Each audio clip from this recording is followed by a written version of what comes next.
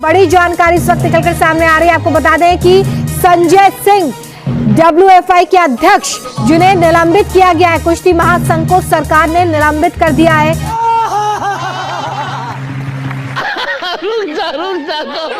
तो भैया देखा, दबदबा तो भर भरा कर रुपए से भी तेज नीचे गिर गया।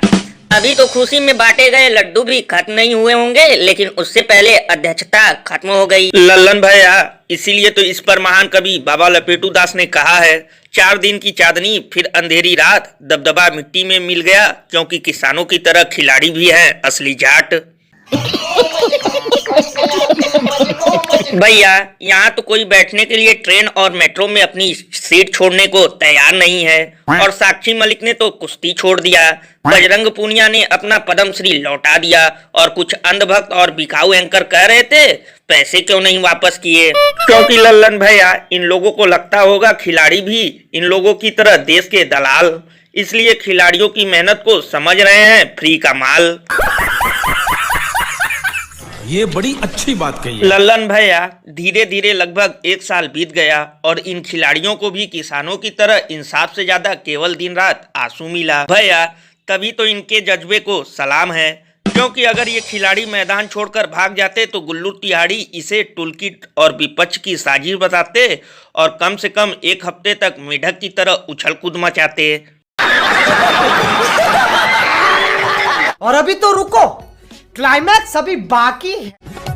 आज तक डिजिटल पर इस वक्त की बड़ी खबर, यूट्यूबर मनीष कश्यप 9 महीने बाद जेल से रिहा। दोस्तों देखा, मनीष कश्यप बाहर आ गया।